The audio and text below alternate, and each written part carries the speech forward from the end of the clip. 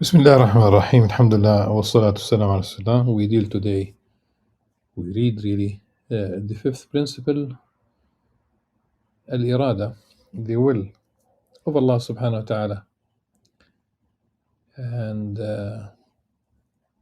this is from the 40 principles of the religion. And this chapter is kind of problematic because in English we have 3 pages practically. And in Arabic, again, in the notes, I said that when I talk about the Arabic text, I talk about the Dar al-Minhaj edition, Al-Arba'in fi Usul al-Din. The number of pages is really does not match really what we have in English. So we have about 15 pages, 15 pages compared to 3 pages in English. And the reason for this is that the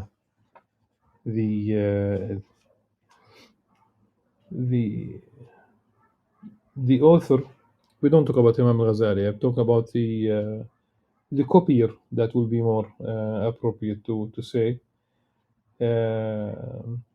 Simply said that Imam Al-Ghazali permitted writing the Arba'in, the 40 principles of religion, independently, though it's part of Jawahir al-Quran. But then, obviously, he inserts a very large text that is not really originally from the Arba'in, the 40 principles of religion. And this is why he says at one point, after he's done انتهى كلامه, then he continues وقال الإمام حجة الإسلام الغزالي. And if Imam Ghazali is the only author, we would not use that this phrase.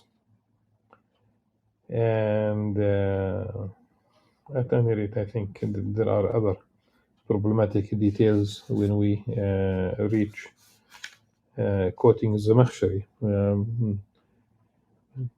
Talk about Al-Kashaf of Zamakhshari will shed more light, but rather more problems, if you will, about such inclusion of the text of the Zamakhshari for more than one reason. But let's basically wait and see. All things in existence are the objects of His will, of Allah subhanahu wa ta'ala's will, and He is the planner of everything that occurs. Somewhere else in the Imam Ghazali says that everything in the universe is from Allah subhanahu wa ta'ala. And this is the essence of the real definition of Tawheed. التوحيد أن ترى كل شيء من الله عز وجل.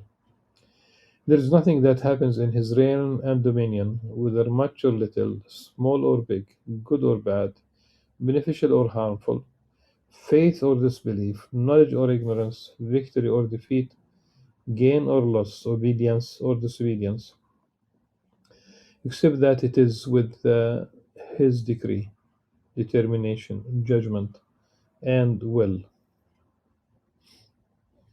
Whatever He wills is, and whatever He does not will shall never be.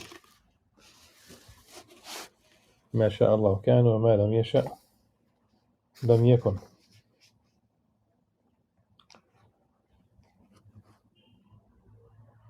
Neither the glance of an onlooker nor any whimsical thought is beyond His will.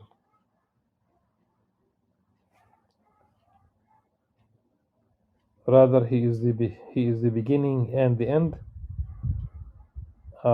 That's now we have a difference. It should be, of course, He's the beginning and. But the Arabic is al-mubda.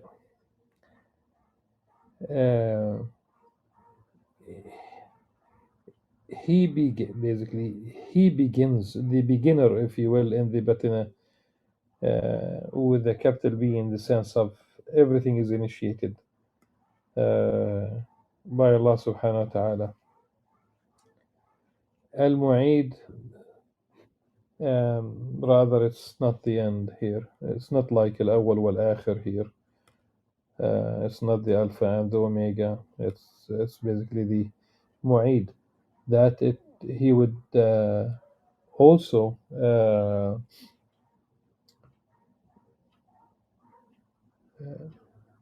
permits the repetition of whether you talk about natural phenomenon or something else, even uh, in Surah Al-Isra, for example.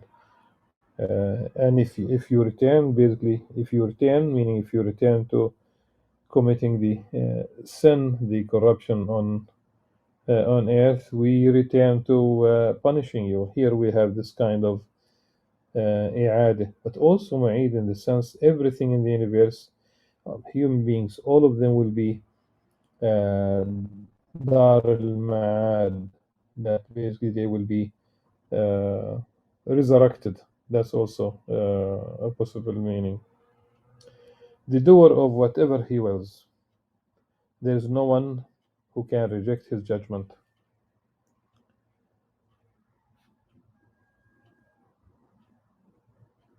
There is no one who can reject his judgment. No nullifier of his decree. No refuge for a slave from disobedience except in his providence. This is why uh,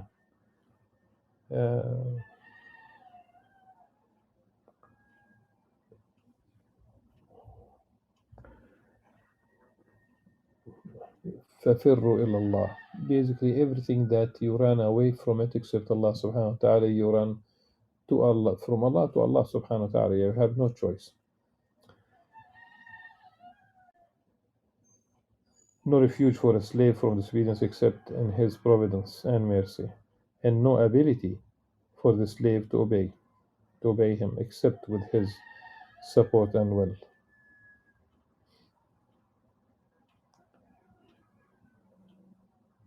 If all humanity, jinn, angels, and demons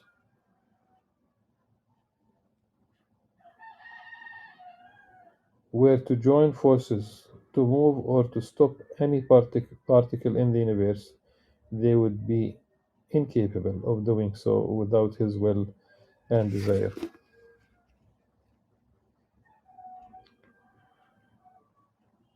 His will subsists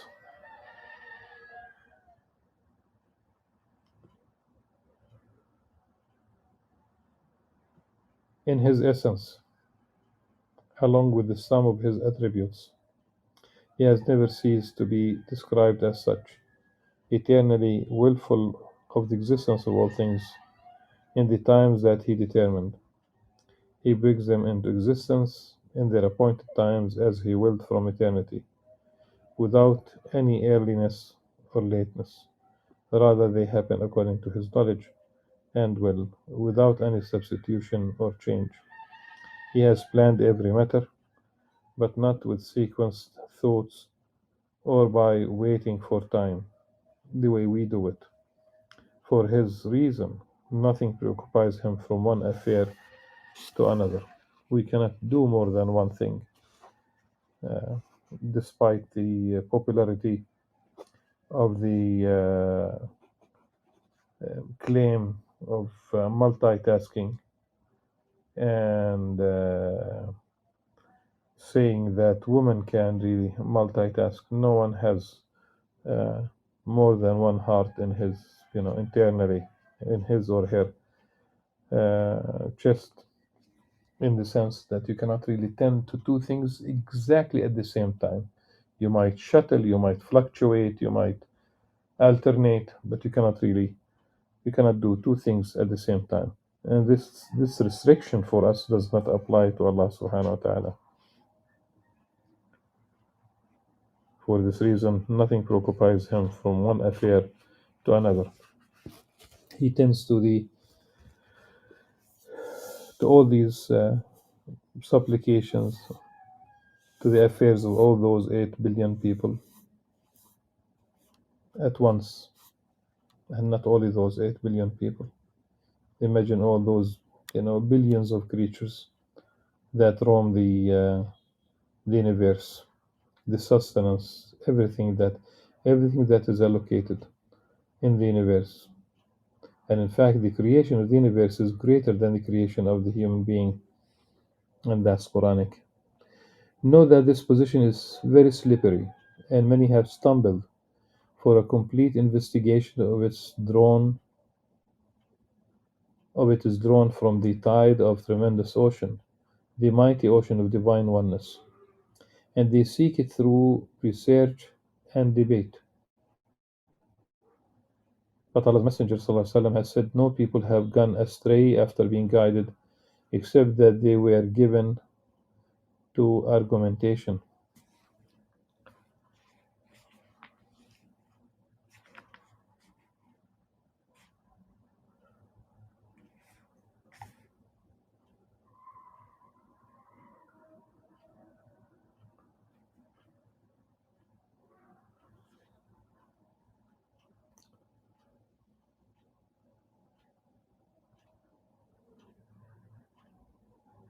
Such people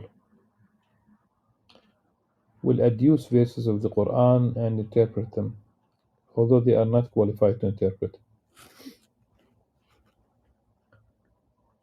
If achieving the level of interpretation was possible for just anyone, the Prophet ﷺ would have never said, supplicating for Ibn Abbas, "O Allah, make him understand the religion and teach him interpretation."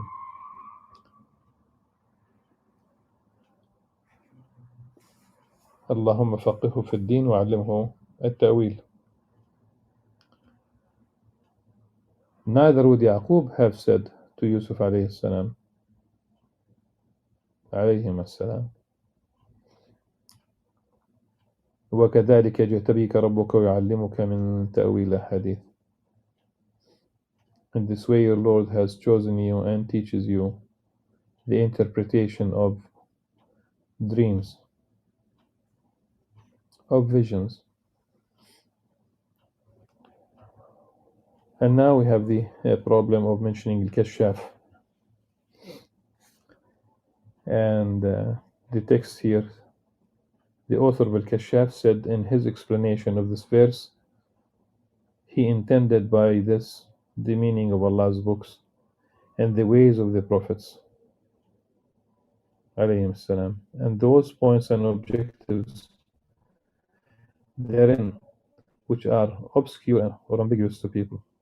You, that is Yusuf alayhi salam, will explain and expound upon them and direct people to the wisdom found within them.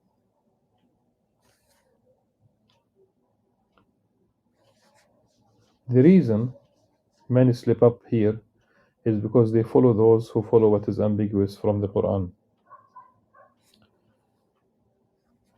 But before continuing, let me simply try to say what's problematic with this, with mentioning Al-Kashaf. Al-Kashaf is a book of interpretation, a book of tafsir by Zamakhshari, who was born in 1074 and died in 1143. And just, so that the listeners would understand what's at stake here is that Imam Al-Ghazali died in the year 1111. And this means that that's basically 32 years after the death of Zamakhshari is after the death of Imam Al-Ghazali. The difference between them took about 32 years. Now, that's not really a serious problem. When Imam Al-Ghazali, the date itself, could it be the case that Imam Al-Ghazali had a copy of Al-Kashaf. Let's put this way. I have read that Al-Kashaf was completed in 1134, and that's practically 23 years after Imam Al-Ghazali. It would require so many things, though you might find that there are sources that would say that they met, but that's not the issue. Zamakhshari was born in Khawarizm and passed away in Khawarizm. He wrote several books. Another aspect is that, which is the more serious issue, is that Zamakhshari was a Mu'tazili. That will be also another problem, though it does not really preclude totally, it does not preclude really quoting him. But time-wise, it's problematic. The space in which Zamakhshari dwelled, for the most part, is not the space where Imam Ghazali dwelled, for the most part. But again, it's finding a text that says that it was completed, the book was completed 1134. So it is really this student maybe of Al-Ghazali who basically he copied this particular book, or at least circulated it independently, and he inserted this text, and also the in the notes of طبع دار المنهاج, the دار المنهاج edition, page 6 in the notes, in the footnote in 62, it says من هنا إلى صاد إلى الصفحة 75 زيادة مقحمة في صلب النص، في صلب النص من نسختين متأخرتين، وهي غير موجود في إحياء علوم الدين، وهي ملتقطة من بعض كتب الإمام الغزالي لا، هي ليست فقط من بعض الكتب الإمام الغزالي. So the idea, let me at least say that for the sake of the students who probably and hopefully one day they will become interested in Imam Ghazali to the degree that they will dig up this text. It says in Arabic in the footnote, from page 62, this is the Dar al-Minhaj edition, until page 75, this text was inserted. This text was inserted, and part of the English would be also the same. I mean, it's not really part of the original text of Imam Al-Ghazali. I think this is very important to realize. And I have noticed also that there are those who discuss this online, why Imam Al-Ghazali would include the Zamakhshari here. This would basically solve the problem. I hope that they will become aware of such of this particular explanation. Okay. So it continues with the text of the Zamakhshari. The reason many slip up here is because they follow those who follow what is ambiguous from the Quran, seeking tribulation and seeking its interpretation. However, no one knows its interpretation except Allah, and those who are firmly grounded in knowledge. And this basically, one might think of the verses from Surah Al-Imran. Okay. وما يعلم تأويله إلا الله والراسخون في العلم. Okay, so this is almost a reference to these particular verses, that Allah subhanahu wa ta'ala, of course, only Allah subhanahu wa ta'ala will know the absolute meaning uh, of every single thing where we have differed, because the intention of Allah subhanahu wa ta'ala is that there is one in certain in particular text. The intention should be one, really. uh, it does not allow room for multiple interpretations. So, but we might differ still, uh, like the difference amongst the scholars about the word qitra in the story of Dhul Qarnayn, when the iron melted. He asked them to bring him qitra. The interpretations, at least we have three interpretations. Uh, One is that qitra is copper, and the second interpretation it is lead, and the third interpretation is the modern one, it's carbon, so that it would create stainless steel, that it would last longer. It does not rust. That's the understanding. Or basically, lamastum nisa, that when you touch women, we have at least three interpretation. The Hanafi is a school. It's practically a metaphor for intimate relationship between spouses. At least one opinion of Shafi is that it's really, strictly speaking, it's the touching, the very simple touch between male and female, uh, who are not mahram.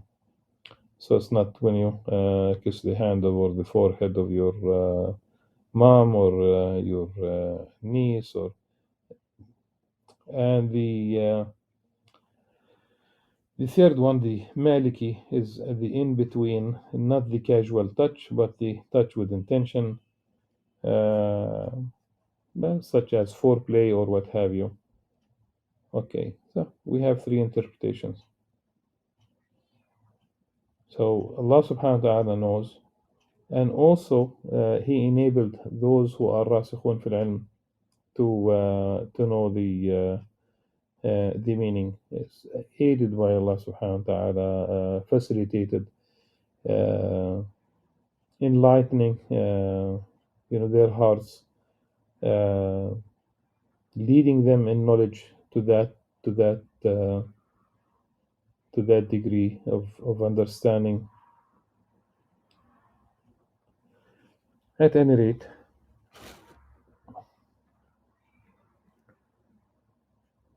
so those who are firmly grounded in knowledge, الراسخون في العلم, really, these people are not firmly grounded in knowledge. Rather, they are inadequate and incapable. Other than these, because of their inadequacy, they cannot perceive the reality of this matter. Thus, they are restrained from plunging into the depths of what is beyond their capability by the same harness that restrains the rest of the inadequate. They are told, "Be silent, you were not made for this." لا يسأل عما يفعل وهم يسألون. He is not asked about what he does, but they will be asked. It is narrated on the authority of Abu Huraira radiallahu anh, the Messenger of Allah came out sallallahu alaihi wasallam to us while we were debating about predetermination, qadar. Predetermination, sometimes they use predestination, and I found that in the book Division of Islam by Murata and Chittick, they use allotment. Okay, they use allotment. At any rate, the intention is to reflect the meaning of qadr. He ﷺ, became extremely angry to the point that his noble face turned red. He said, "Is this what you have been commanded? Like have been commanded to do? Is this what I was sent to you with? Those before you were destroyed when they took to debating about this matter. I am determined that you will not debate about this." So the Prophet ﷺ did not want them to discuss this. It's the best thing is to what do you do? It's accept the qadar. There was really um a study that really it looked into different, members of different faiths, different communities, different cultures, and I did not really read the study, but these results that were published, they spoke about about the Muslim community all over the world being like amongst the most uh, satisfied, if you will,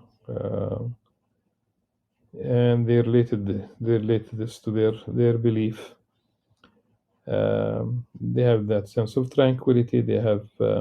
We're not saying that every Muslim that Muslims do not go through moments of stress, and sometimes there has to be some stress. Otherwise, how you are going to work, how you are going to act on things if this kind of stress does not prepare you for action. But the overall all meaning is about really believing in the system of belief, if you will. So people who stop believing, okay, one way or the other, they go through psychological hardship more than who believe in general. But amongst those who believe, it seems that Muslims are ranking very high. And I remember a long time ago, there was a talk about acceptance of certain acceptance of uh, permanent chronic diseases, for example, or cancer and what have you, amongst the Muslim patients.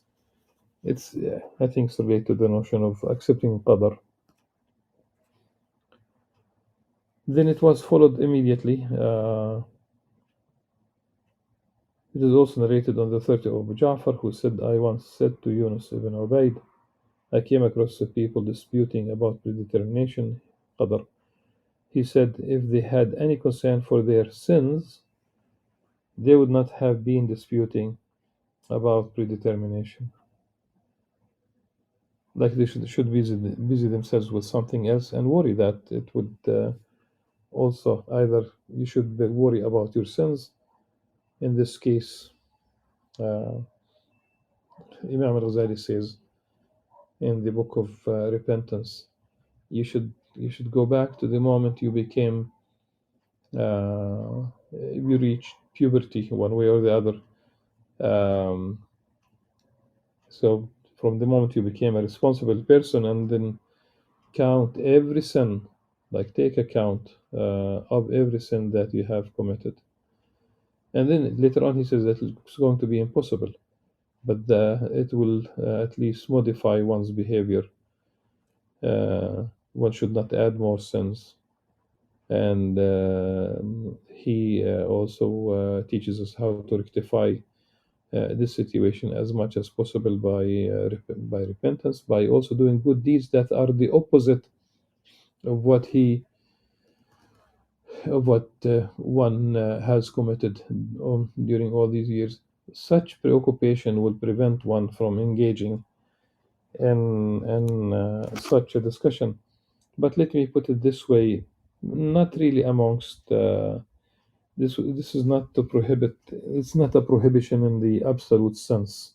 Otherwise, they will be those companions will be, of course, committing a sin. And we would be committing a sin by talking about this right now, but that's not really the idea. The idea is that sometimes it's necessary to explain things uh, to the best of our knowledge. And there are serious differences between different schools, whether talk about the Jabriya, the Qadriya, the Mu'tazila, there are differences. The lamps of some have been filled with the light taken from Allah's light. Its oil was pure, nearly shining on its own, without fire ever touching it. This is basically um, from Surah An-Nur. It was as light shining upon light, illuminating all realms before them with their Lord's light. Uh,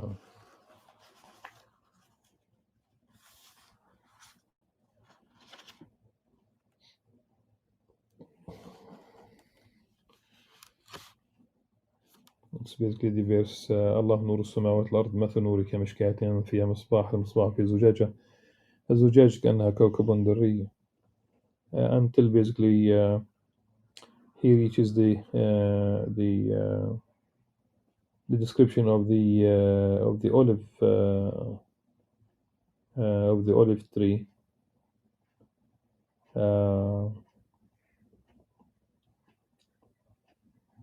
That the oil itself is almost shining on its own, light upon light, نور على نور.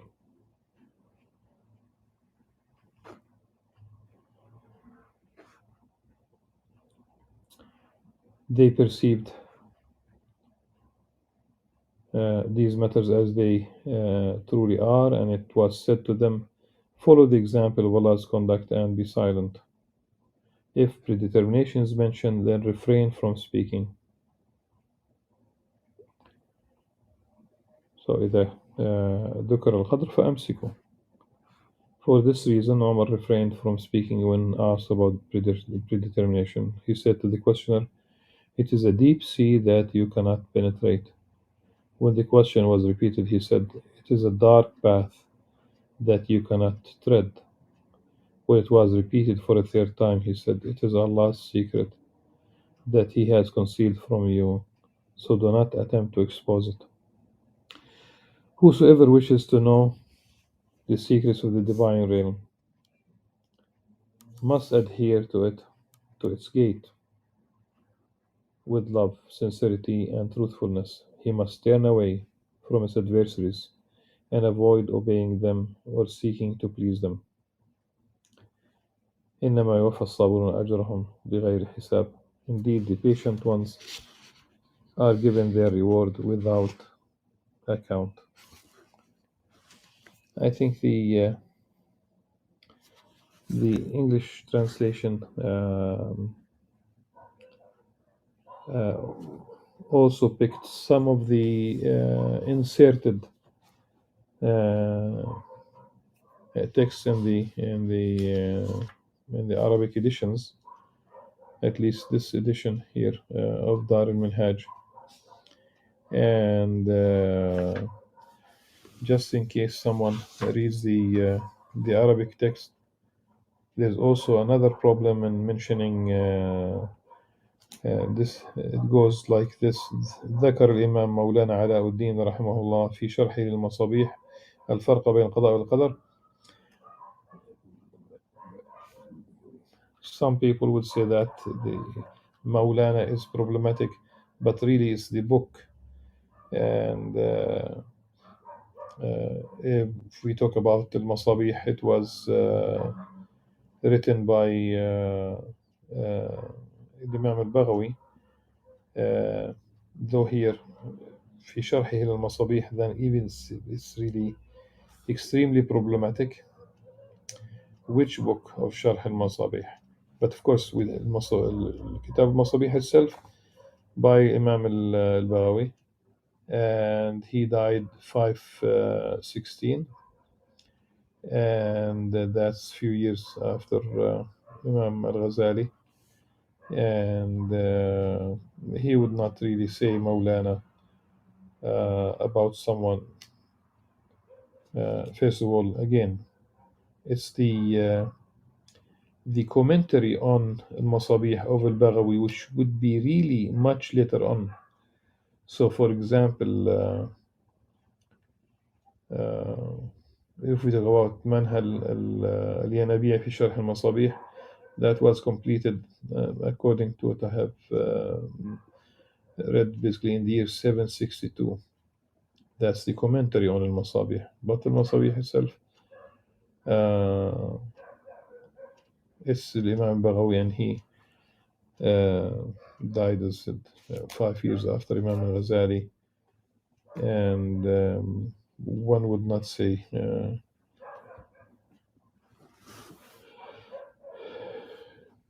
to quote and to your somebody who could be your own student. That's also a problem. It's not impossible, but it's not really the norm, I would say.